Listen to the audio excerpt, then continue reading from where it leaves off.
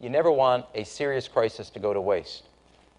And what I mean by that, it's an opportunity to do things that you think you could not do before. I have a conspiracy theory we were talking about before the show, which I actually thought Binance would sort of helped this, get this run on the bank going, kind of. And then, you know, put out this olive branch of a letter of intent. A letter of intent gets you nothing. Means nothing. We maybe will, maybe won't. And I don't even know if they could do a deal. I don't know if antitrust would let them do a deal if they wanted to. Instead, let FTX fail, I think is the thinking. And yes, it will hurt us, Binance, in the short term, but we'll survive, and there'll be no competitor. Right. Good. We haven't seen FTX's stock trade, have we? 56, what are they on? 56 million shares? Of Hood. Mm-hmm. You would think they've got to liquidate whatever they can. Right. Right? I mean, they've got to come up with whatever cash they can. I think, are they a D holder? You would think that we would have to see something soon. Right. Which is, I mean, that's partially maybe what's weighing on Hood as well, but we haven't seen that stock yet. Last thing that I'll say is if you look at what precipitated some of the 2008 financial crisis, you saw a number of bilateral, bespoke, non-reported transactions happening between financial counterparties, which then got repackaged and releveraged again and again and again, such that no one knew how much risk was in that system until it all fell apart. If you compare that to what happens on FTX or other major cryptocurrency venues today, there's complete transparency about the full open interest. There's complete transparency about the positions that are held. There's a robust, consistent risk framework applied, and we're excited to work with the CFTC on our U.S. licensed and regulated venue to bring a lot of this. But this is such a failure of regulation. When you ask the question, where are the regulators? Well, they're in Washington talking to Sam Bankman-Fried. He has really been the face of the institutional crypto sphere. He's the one talking to regulators. So welcome to the Crypto Teacher. And you know I come back with that video just to make you think. Don't forget to like and subscribe to the channel. And guys, Bitcoin and crypto has been on CNBC on every episode they have all day today. You would think our market cap was way more than 800 billion. But what do we know about the NWO? They never let a good crisis go to waste because you can do things you normally would not have been able to do. And I told you we was going to have that event, that distraction that was going to allow them to bring down the markets. Every day up until this event, the Fed has been the topic. How quickly a distraction can change that, guys. They are the master magicians. And we know the bank man had a lot of NWO investors, where he definitely should not be running into a liquidity issue. And then plus, we know he made some investments, close to $500 million inside of Robinhood. So FTX definitely should not be claiming broke. I know it's about $6 or $8 billion in a hole, but look how far crypto has come down. We got Bitcoin in the $15,000 range. Remember I told you my mark was $14,000. And now the talk in mainstream media is that we need regulation. And guys, we know what they're about to do. Bring in their stable coins. Bring in their banks. Bring in their CBDCs. The same centralized system is just going to be tokenized and put on blockchain. And we have Jake Clayton on CNBC speaking about regulation. And guys, we know he could have brought in regulation. He started the SEC case, so therefore Gary Gensler could kick the regulation can down the road. Guys, this is all planned. And we have Jeremy from Circle, which we know they've been working with FTX and Alameda for a couple years. And Jeremy is not a good actor. And he takes the high road saying that they don't have enough information to know exactly what's going on with FTX. But we know exactly what's going on. It's part of the plan to get us moved over to this fourth industrial revolution and scare the masses from investing in the crypto market, the same way they've scared them from investing in the stock market. But at the end of the day, when you understand finances, you understand that it's rigged and it's planned. And you know I give you the truth. Nothing but the truth. Yes, the truth hurts, but it sets you free. But the only problem is when I tell you the truth, you hate me. But I told you, they're going to be moving in the robots, algorithms, and drones. And they're going to be paying each other with crypto. And the sheep are going inside the metaverse. And remember, the crypto teacher told you, because he knows when it comes to the New World Order, it's all planned out. You have a wonderful day.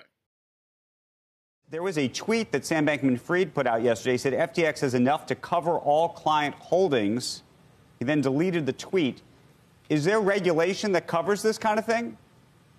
Well, Andrew, one of the issues that we've spoken about around crypto is that it is a global 24/7 market. It does not lend itself well.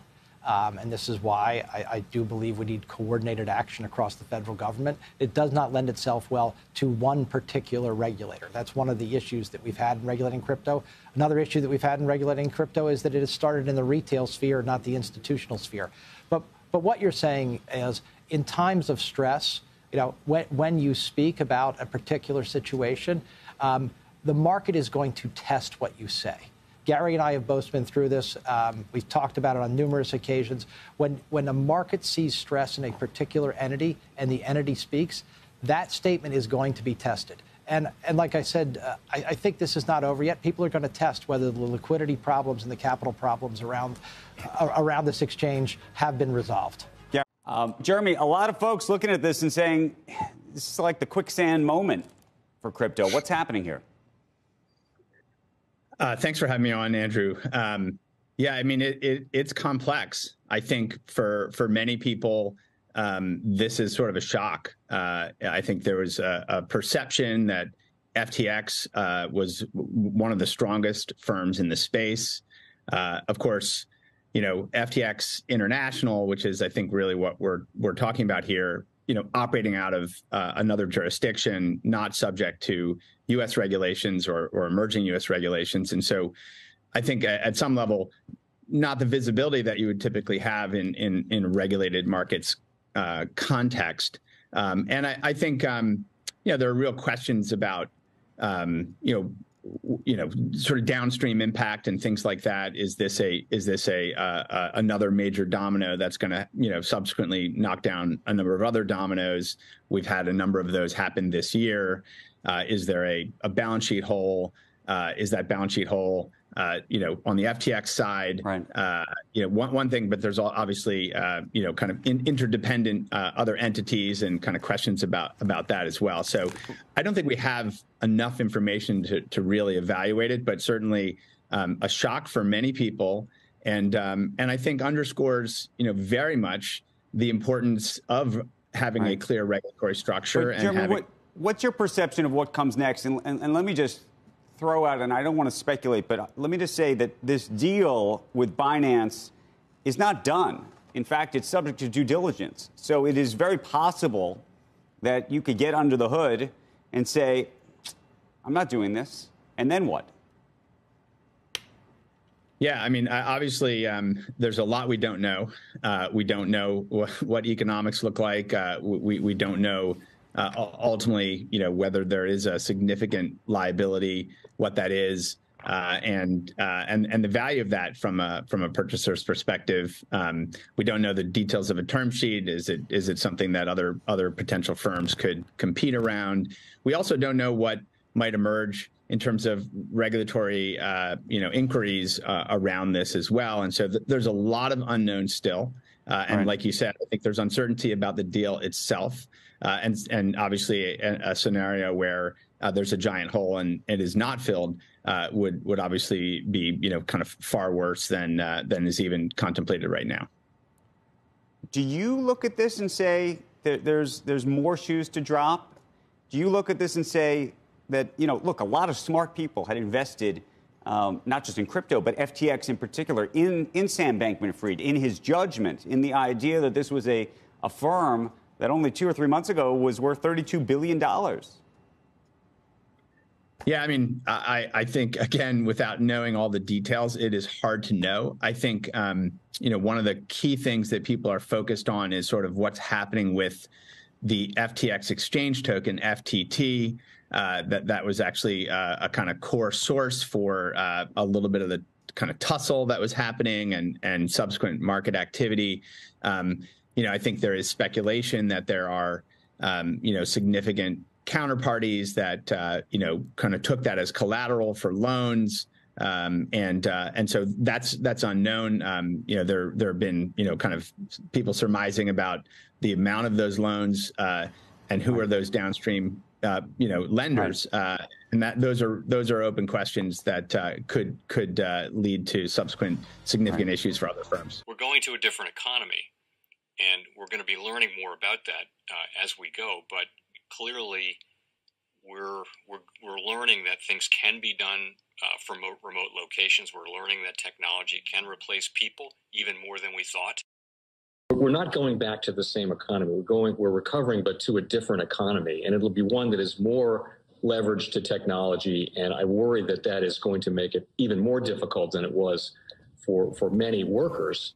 In Silicon Valley, and my friends who work in technology know that what we did to the manufacturing workers, we are now going to do to the retail workers, the call center workers, the fast food workers, the truck drivers, and then even bookkeepers, accountants, insurance agents, lawyers, and on through the economy. So what happened to the manufacturing workers is a very clear sign. This effort. And China has big plans for this. They intend to seed their digital yuan into the global environment by giving it away to visitors at next winter's Olympics. When they arrive at the airport, they're going to get yuan digital wallets. They're going to receive digital yuan. They're going to use it throughout their visits to Beijing, and then they're going to take it back to their home countries. They see this as a huge advantage. Why? Because who controls the underlying protocols, who controls the underlying standards of the future of money will control the future of money.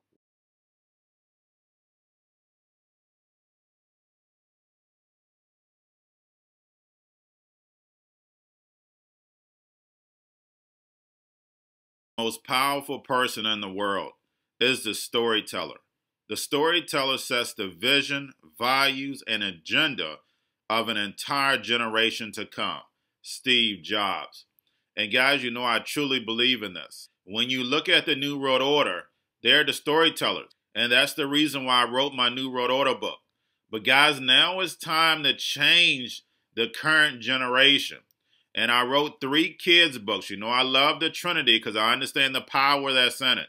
So I have 3 books. We have an opportunity to change the generation, to educate, not just me, but I want to show you that I take action on a daily basis. And I want you to take action on a daily basis. Whether it's your job, whether it's in your community, we have an opportunity right now to educate the masses. I posted this on my Twitter account. Please share, but this is a short clip of the 3 books. There's going to be a clothing line and action figures. Please get these books for your kids, nephews, cousins, friends, so therefore we can start the re-education now. Because as we see, the 4th Industrial Revolution foundation is definitely here. Robots, algorithms, drones, taking humanity out the picture. We have to re-educate. But let's get into the video. Part 1. King Joshua and Grandma Tam save the village. Part 2. King Joshua and Grandma Tam save New York from COVID-33. Part 3. King Joshua and Grandma Tam goes to China. It's mandatory to get part 1, part 2, and part 3 of this series. It's time to re-educate Generation Z.